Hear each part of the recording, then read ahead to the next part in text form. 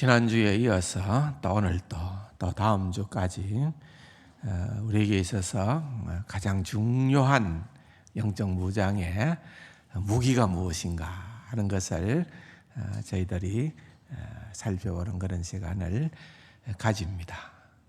지난주일은 일단 그 중요성에 대한 예비적 말씀을 드렸고, 이제 오늘은 우리가 무장해야 될 하나님의 전신갑주를 입어라, 또는 하나님의 전신갑주를 취하라, 그렇게 사도 바울이 그토록 우리를 위해서 강조하고 있는 그 하나님의 전신갑주에 대한 부분들이 구체적으로 나열되어져 있는 거죠.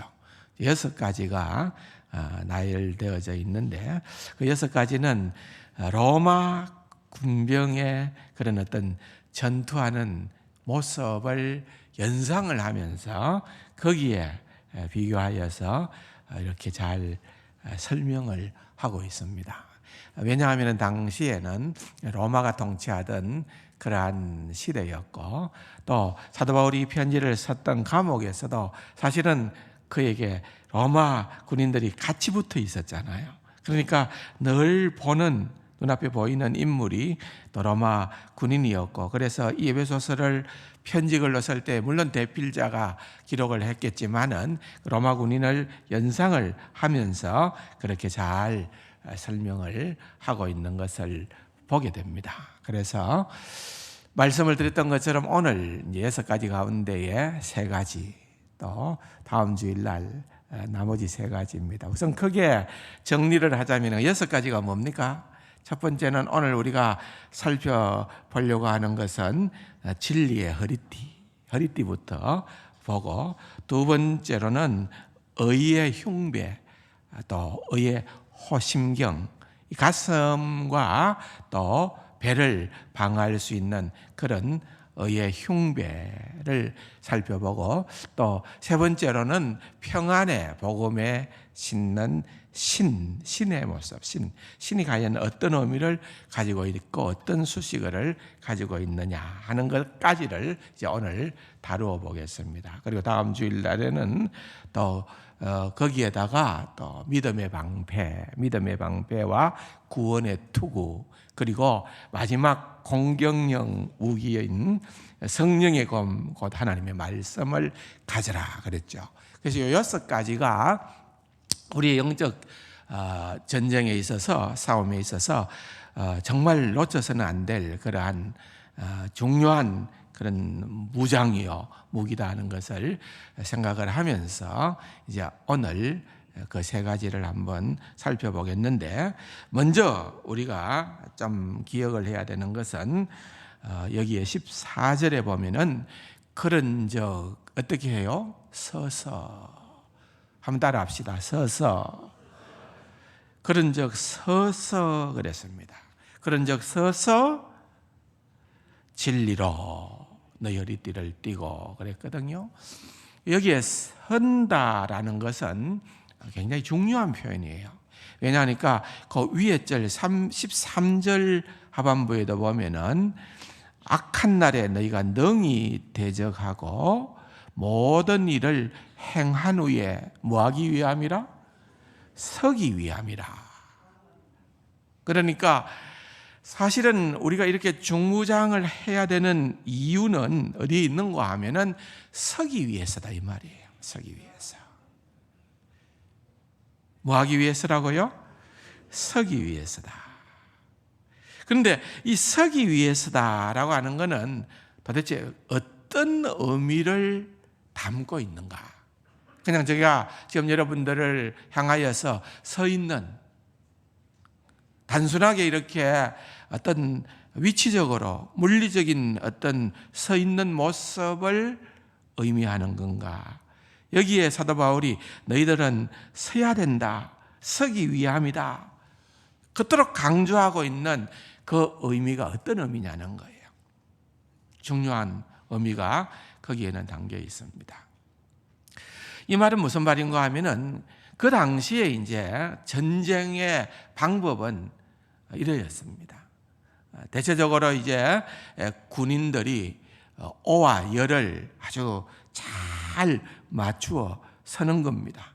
그래서 또 몸방패든 손방패든 이렇게 방패를 내세우고 그렇게 또 무기를 들고 전쟁을 하는데, 어쨌든 이 오와 열이 뚫리면 안 돼요. 뚫리면 이건 하나의 견고한 벽이 돼야 돼요.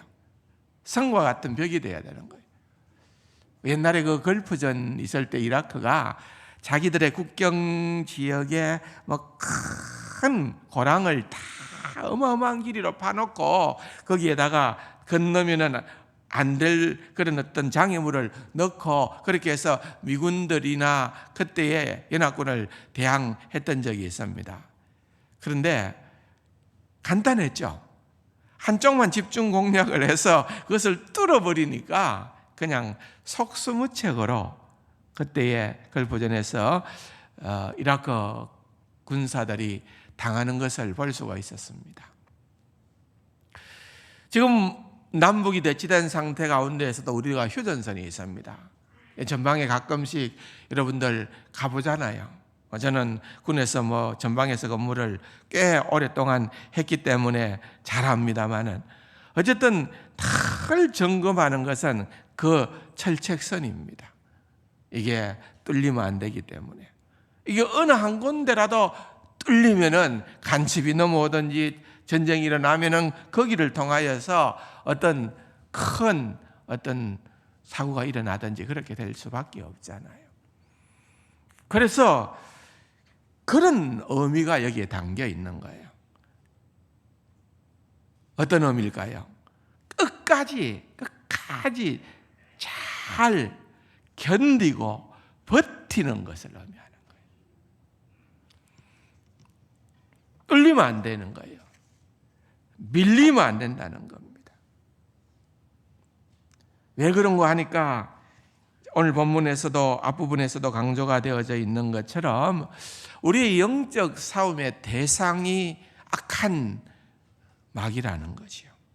얼마나 지난주일날 살펴보았던처럼 강교하고 술책이 뛰어나고, 여러분 얼마나 우리의 빈틈을 집중적으로 잘 공략하는지 모르는 그런 영적인 존재라는 거예요.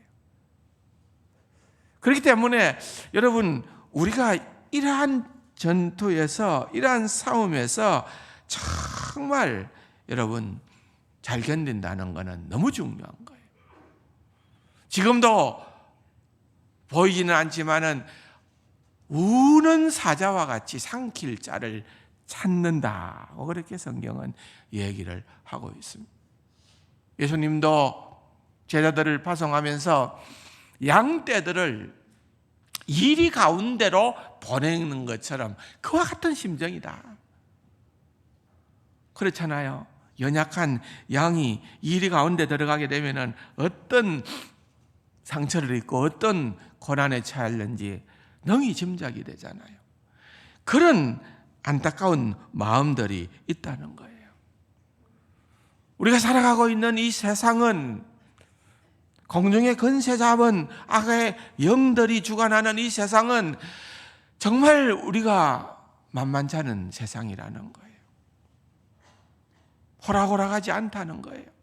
여러분들이 그냥 폼만 잡는다고 해서, 예수님의 이름만 갖고 나아간다고 해서 무조건 사탄이 겁을 먹고 물러서거나 그런 식으로 승리가 우리에게 편안하게 주어지는 그러한 것이 아니라는 거예요. 여기에는 치열함이 있다는 거예요. 여기에는 우리가 무장해야 될 그러한 큰 부분들이 있다는 거예요. 너희는 이 세대를 본받지 말고 그랬습니다. 세상 사람들과 같은 그러한 태도로 나아가서는 안 된다는 것입니다. 그래서 잘 서라. 잘 서 있어야 된다. 잘 버티고 잘 견디고 절대로 뚫려서 안 된다. 절대로 밀려서는 안 된다. 그렇게 하기 위해서는 어떻게 해야 되느냐 하는 것을 오늘 6가지로 사도 바울이 우리에게 권면하고 있는 것입니다. 그래서 오늘은 그 가운데에서 먼저 3가지를 한번 살펴보려는 거죠. 14절 봅시다. 그런즉 서서, 그 다음 같이 읽어볼까요? 진리로 너희 허리띠를 띠고. 우선은 허리띠를 생각하면 됩니다. 우리도 지금 혁대를 다 차고 계십니다만은, 우리는 지금은 이제 혁대를 차면은 하나의 패션으로 차는 경향들도 많이 있습니다. 그런데 이 당시에는요, 이 허리띠를 찬다는 거, 허리를 동인다는 거거든요. 그 당시에 복장은 어땠을 것 같습니까? 우리 같은 이런 복장이 아니라 하나로 된, 통으로 된, 마치 부대자루를 덮어 쓰는 것 같은 그런 복장이었습니다. 그렇기 때문에 그런 복장을 딱 동인다는 것, 허리띠로 딱 맨다는 건, 여러분, 그건 뭔가 집중한다는 거예요. 뭔가 이제는 힘을 모은다는 거예요. 산만하게 흐트러지고 또 무질서했던 그런 부분들을 이제 어떤 목표와 어떤 방향을 향하여서 딱 이렇게 제 위치로 우리가 점검하고 그렇게 제일 먼저 살펴본다는 겁니다. 여러분 기억하실 겁니다. 구약 성경에 보면은 이스라엘 백성들이 애굽에서 종살이를 하다가 이제 6월절 날 이제 탈출을 하죠. 영광의 탈출이죠. 그런데 그때에 그들이 취했던 그런 복장이 어땠습니까? 그들이 보면은 허리에 띠를 띠고 손에 지팡이를 잡고 짚고 발에는 신을 신고 급하게 음식을 먹고 하나님의 명에 순종하는 그러한 모습을 보여주는 겁니다. 어떤 자세입니까? 이건 거기에 안주하는 것이 아니라는 거예요. 이건 순례자요, 나그네요. 지금 그들은 그냥 단순하게 출애굽이 목표가 아니라, 그들은 광야가 목표가 아니라 하나님께서 약속하신 땅, 그 약속의 땅 가나안을 향하여서 가야만 했다. 그러한 이스라엘 백성들이었다는 거예요. 그러므로 여러분, 우리 인생은 얼마나 길게 살았느냐, 짧게 살았느냐가 중요한 것이 아니라 우리 인생은 순례자의 길이에요. 나그네 길이라 그 말이에요. 여행이다. 그래, 나그네 길을 가는 사람은요, 모든 것이 다 어떻게 해야 됩니까? 아주 간편합니다. 간편합니다. 여행을 많이 하면 할수록, 전문가가 되면 될수록 가지고 다니는 짐이 작습니다. 한 30년도 더 된 것 같아요. 성지순례를 군목으로 있을 때 갔었는데, 그때 이제 한 목사님이 짐을 어마어마하게 갖고 온 거예요. 그래서 이게 도대체 뭔가 했더니만은, 그 당시는요, 성지순례나 이런 외국 나가는 게 겨우 이제 처음 나가보는, 군에 있으면서 처음 나가볼 때입니다. 근데 그 안에 온갖 종류의 한국 음식을 다 집어넣는 거예요. 왜? 외국에 가서 음식 못 먹을까봐. 하여튼 그 덕분에 우리도 잘 먹었습니다만은 그 짐이 엄청 많은 거예요. 근데 가만히 요즘 와서 생각을 해보면은 여행을 잘하는 사람들은 되게 간편해요. 착착착착 해서 정리정돈해서 딱 필요한 것만 들고 나갑니다. 어떤 가방을 들고 오느냐 보면은, 저 사람은 여행의 전문가로구나, 아니로구나, 어느 정도는 판가름이 납니다.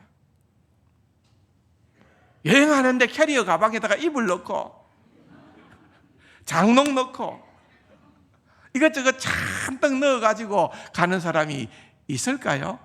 없습니다. 그런 사람은 여행 안 해본 사람이에요. 나그네 길을 걷는 사람은 아주 간단합니다. 집중하고 절제하라는 거예요. 베드로 사도가 베드로전서 1장 13절에 그러므로 너희 마음에 허리를 동이고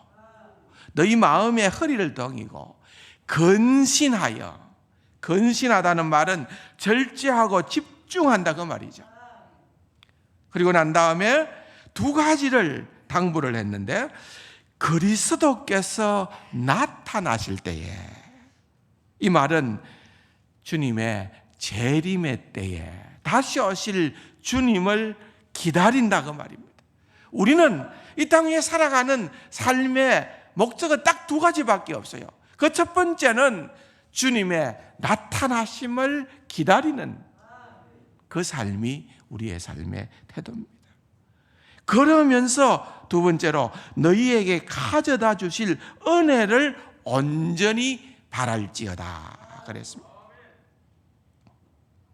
우리가 종말론적인 삶을 예수님께서 다시 이 땅에 오실 거라고 하는 그러한 종말론적인 삶을 살아갈 때에 있어서 결국은 우리는 그날이 되어지면은 그날 그분이 우리를 위해 준비해서 오실 하늘의 상속과 유업이 우리의 관심사가 되어져야 된다는 거예요.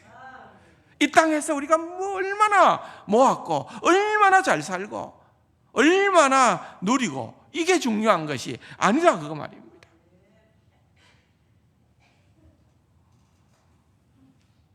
하나님께서 우리에게 주시는 그런 그 유업이 얼마나 소중하고 중요하다는 것입니다. 그래서 14절에 보면은 이런 허리띠를 띠는데 수식어가 있습니다. 진리로 허리띠를 띠라 그 말입니다. 왜 그런가 하니까 우리의 마음은 갈대와 같이 늘 요동치는 거예요. 우리가 아무리 집중하고 절제한다 하더라도 여러분 우리가 늘 곁눈질 하기가 쉽다는 거예요. 다른 방법이 없어요.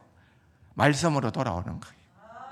그러니까 우리가 매주일 와서 또 예배드리고 또 말씀 듣고 그러면서 우리가 또 흐트러졌던 우리의 영적인 자세를 다시 한번 가다듬는 거예요. 아, 내가 이렇게 살았는데 이렇게 살아서는 안 되겠구나. 내가 이제는 이 방향으로 살아가야 되겠구나.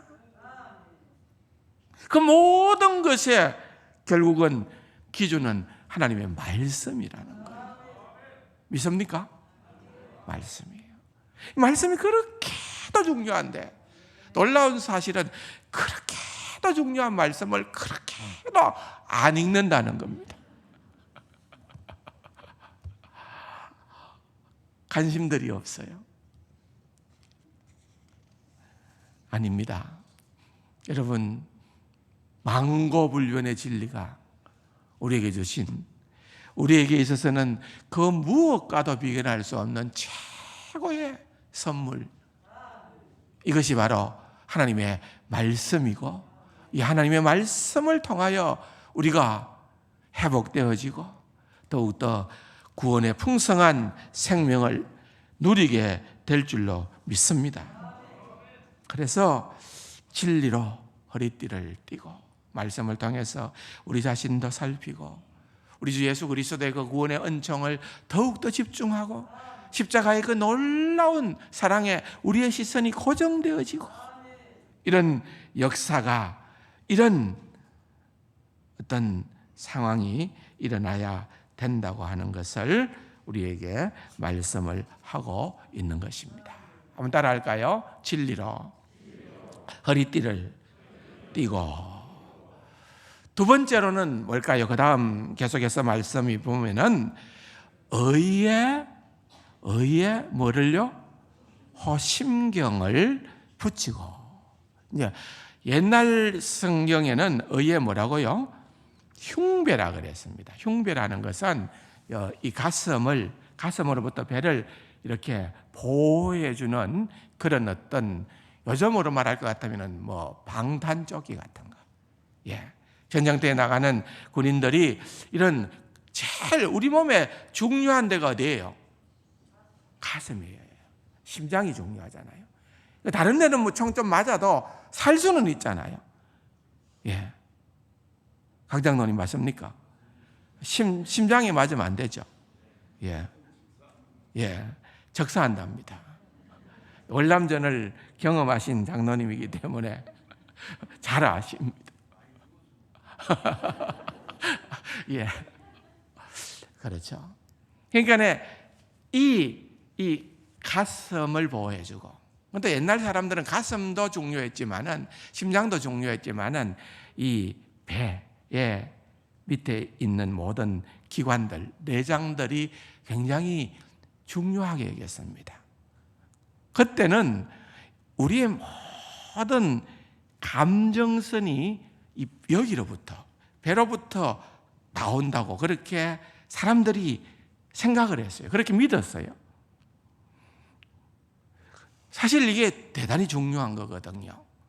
왜냐하면은 어쨌든 가만히 보면은 사람들은 논리적이고 또는 설득 때문에 무언가 결단하고 행동을 하는 경우가 많지 않습니다. 대체적으로 보면은 감정으로 휩쓸려 갑니다. 감정으로 휩쓸려 가요. 예, 보십시오. 지난 주일날 제가 설교를 시작하면서 월드컵 우리가 이긴 장면을 보여줬습니다. 예. 근데 오늘은 또 보여줄 수가 없네요. 왜? 졌거든. 져가지고 그것도 뭐 좀 많이 졌어요. 우리는 참 잘하는 것 같아. 질 때는 화끈하게 지고. 그래서 하여튼 졌어요.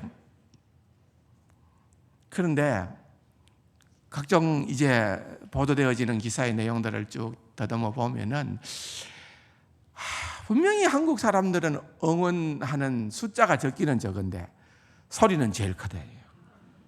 한국 사람은 한 10,000명 가면은 한 몇만 명들이 군중이 모인 만큼의 소리를 낸대요. 한국 사람들이 가지고 있는 특징이랍니다.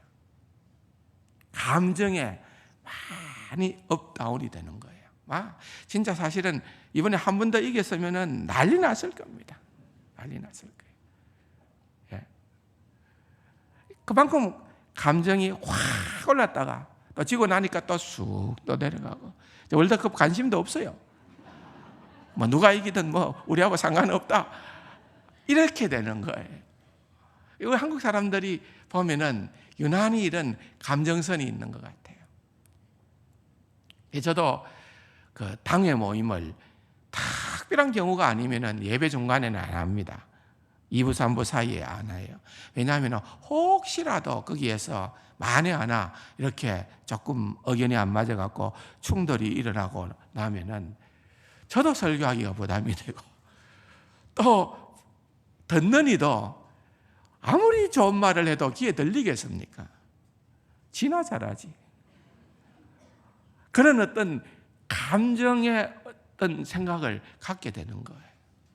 우리 그런 게 되게 많아요. 가만히 한번 보세요. 우리가 좀 성숙하게 어떤 일들에 반응을 하는가 생각을 하면은 그것보다는 그때그때 뭔가 한 소리 들은 것 때문에 막 열이 나고 막 분을 사귀지 못하고 씩씩거리고, 저 집 사고는 다시는 같이 가나 보다, 온갖 얘기를 다 하는 거예요. 감정이에요, 감정. 그게 다 여기서부터 나온다는 거예요. 그래서 의의 흉배를 그렇게 차라.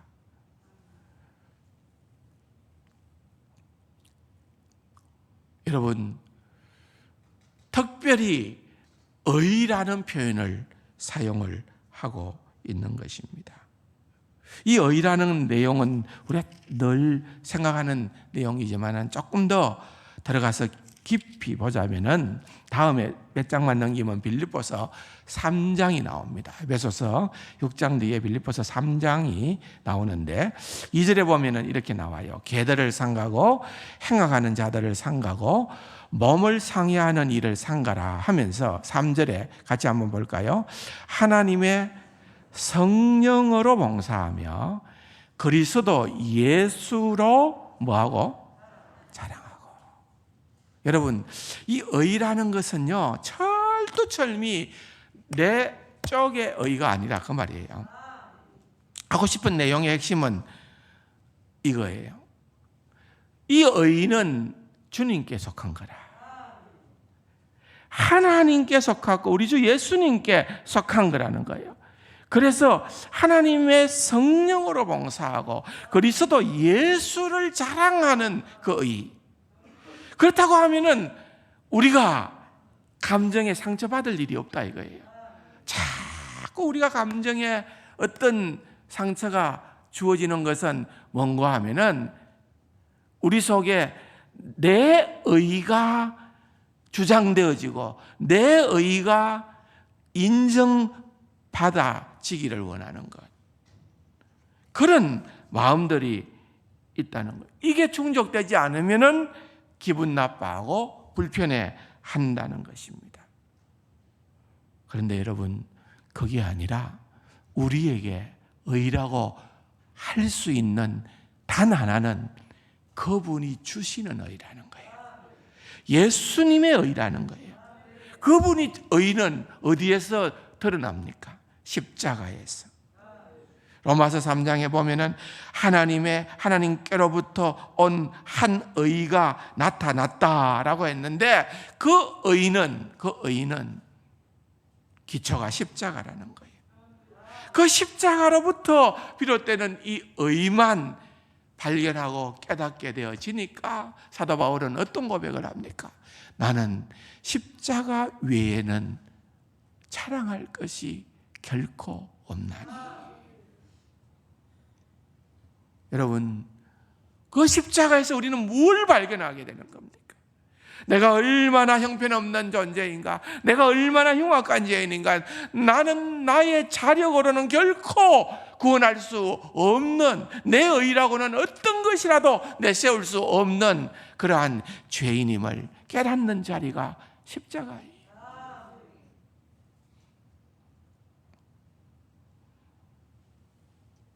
그래서 계속해서 빌립보서 3장의 그 다음 기절에 보면은, 그 다음 부분을 보면은 육체를 신뢰하지 아니하는 우리가 곧 할례자라.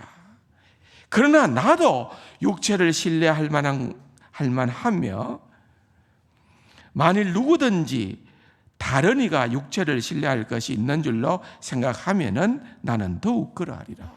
우리 육체 신뢰할 거 하나도 없다 이거예요. 근데 너희들이 생각하는 것처럼 육체를 한번 신뢰할 만한 거 그거 한번 내놓아 볼래? 그러면 나도 한번 내놓아 볼게 이 말이에요. 나도 내놓아 볼게. 5절에 보니까 나는 8일 만에 할례를 받고 이스라엘 족속이요 베냐민 지파요 히브리인 중에 히브리인이요 율법으로는 바리새인이요 열심으로는 교회를 받게 하고 율법의 의로는 흠이 없는 자라. 사도 바울이요 대단한 존재였다는 거예요. 그들이 볼 때도 빈틈 하나 찾아볼 수 없을 정도로 완벽한 율법적 의를 다 행했던 그런 자다는 거예요. 너희들이 그런 거 갖고 나한테 얘기할 수 있나? 나도 한번 얘기해 볼까? 그 말이에요. 그런데 그거 자랑하려는 게 아니라 7절에 보니까 그러나 무엇이든지 내게 유익하던 것을 내가 그리스도를 위하여 뭐로 했다고요? 다 어떻게 해요? 해로 여겼다. 그냥 내버린 것이 아니라 이건 나한테 진짜 해가 된다는 거예요. 오히려 내가 그렇게 해왔던 그 모든 것들이 다 해가 되는 것이다. 그렇게 얘기를 하는 것입니다. 그러므로 이 의의 호심경, 의의 흉배라고 하는 것은 철두철미 예수 그리스도의 의의 흉배를 우리가 소유하는 것을 의미한다. 이것을 믿으시기 바랍니다. 마지막 세 번째로 15절입니다. 15절에 보니까 평안의 복음이 준비한 것으로 신을 신고 그랬습니다.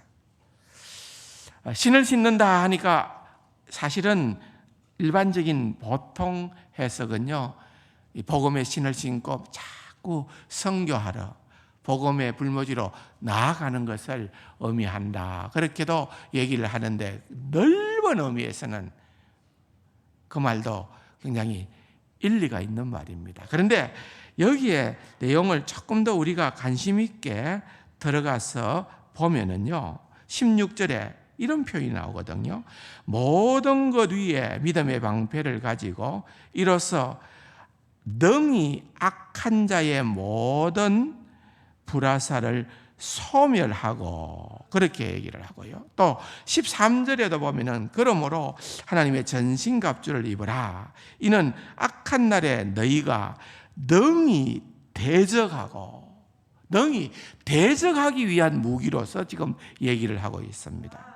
그러니까 능히 대적하는 대상이 누구냐는 거예요. 대적해야 될 그 대상은 사탄이라는 거예요. 악한 영이라는 거예요. 요즘 뭐 한창 또 이 윤석열 정부가 들어서면서 국방부에서 이제 주적이 누구냐, 전에는 얘기도 못하고 있다가 이제서야 우리의 주적은 북한이다 얘기를 이제 하잖아요. 이게 흐릿해지면 안 돼요. 우리의 주적이 누구냐? 우리의 주적이 누구냐? 그걸 지금 여기에서 분명하게 얘기를 하고 있는 거예요. 그 주적과 대적하기 위해서 우리는 신을 신어야 된다. 왜? 그 당시에는 뭐 아스팔트 길도 없잖아요. 길들이 험하고, 그러니까 거기에 신을 신지 않고 뭘 했다가는 상당히 곤욕을 치를 수가 많이 있는 거예요. 신은 기동력을 의미하는, 기동력. 기동력 하면 떠오르는 인물이 있지요. 징기스칸. 징기스칸은요, 그냥 전 세계 역사를 뒤집어 놓은 그런 어떤 장군이에요. 그런데 그 중심에 들어가 보면은 기동력이었습니다. 다른 대적들은 장비도 많고 가진 것도 많은데 복장을 막 그야말로 간소하게 한 거예요. 한 10분의 1도 안 되게 그냥 가벼운 복장으로 하게끔 하고, 뭐 먹는 것도 복잡하게 하지 않고, 뭐라 합니까? 저기 고기 말린 거, 그거 뭐라 합니까? 육포 같은 거 줘가지고 그냥 순식간에 배만 이렇게 좀 허기만 면하도록 하고 그냥 달리는 거예요. 그래서 세계 역사를 바꾸었던 적이 있습니다. 신은 그만큼 또 한편으로 생각해 보면은 이 기동력을 생각해 볼 때에 중요한 거예요. 군에서는 가끔씩 발목 지뢰 같은 게 있거든요. 잘못 밟으면은 생명에는 지장이 없는데 이게 발이, 이 뒤꿈치가 팍 나가는, 그러면은 어떻게 되어집니까? 그 한 사람 때문에 몇몇 사람들이 붙들려야 돼요. 양쪽에서 붙들어서 함께 해야 되니까 전력상으로 보면은 그게 오히려 사람을 죽이는 것보다 더 큰 데미지를 줄 때가 있습니다. 월남전 때도 보면은 처음에 이 신발 때문에 그 장애물이 있었는데 그런 어떤 많은 어려움이 있었대요. 그런데 나중에 이제 개선된 정글화 그런 것들을 줘가지고 그거를 신고 나갈 때에는 굉장히 좀 괜찮았대요. 강장로님 그런 신발 신었습니까? 예. 그런 게 있대요. 그런 게 있었다는 거예요. 그런데 여러분, 이런 것처럼 대적을 하기 위해 우리가 신을 신는데 그 수식어를 보니까 뭐라고 나오고 있습니까? 평안의 복음이 준비된 신이다. 핵심은 평안이라, 평안. 복음의 한 성격 가운데 평안을 강조를 해요. 근데 이 평안은 일반적인 평안이 아니라는 거예요. 세상이 주는 평안을 얘기하는 건 아니라는 거예요. 주님께서도 제자들에게 말씀하시기를 내가 너희에게 평안을 끼치노니 내가 주는 평안은 세상이 주는 것과는 다르다. 그렇게 말씀하시면서 나는 나의 갈 길을 가지만은 너희는 내가 가는 길을 다 알지 못하지만 후에는 너희들이 알게 될 것이다 하면서 주님께서 그 가신 길은 다른 길이 아니에요. 십자가의 길이었어요. 주님의 평안은 결국은 주님께서 우리를 위하여 십자가의 희생의 대속의 죽으심을 통하여 그분의 생명을 희생함으로 우리에게 풍성한 생명을 부여하고 공급해 주시는 그로 말미암은 평안이라는 거예요. 그러니까 이것은 세상이 외부적인 환경이 우리의 기대와 소망이 이루어짐으로 말미암아 누리는 그러한 평안과는 결이 다르다는 거예요. 그러한 것과는 상관이 없는 세상의 그 무엇에도 요동하지 않는 결국은 이런 모든 싸움은 외적인 싸움이라기보다는 치열한 내적인 싸움을 의미하는 것입니다. 그 내적인 싸움에 있어서 여러분 우리가 붙들어야 될 핵심적인 두 가지가 있다고 하면은 한번 따라합시다. 십자가와 말씀. 결국은 우리가 이거 붙들고 가야 되는 거예요. 십자가를 통하여 하나님의 은혜가 하나님의 우리 주 예수 그리스도의 의가 우리에게 전가되어져야 되고 주의 말씀 안에서 우리가 모든 세계관이 바로 정립되어지고 우리의 방향성이 정립되어지고 왜 이 땅에 우리가 살아야 하는지 무엇을 위해 살아가야 하는지 어디에 집중하고 어디에 절제해야 되는지 그와 같은 삶을 살아가게 될 때에 세상이 알 수 없는 평안을 누리고 그 평안을 전수해가는 그러한 신실한 하나님의 백성이 될 줄로 믿습니다. 그렇게 살아내는 귀하고 복된 우리 세간 가족들이 다 될 수 있기를 주님의 이름으로 축원합니다.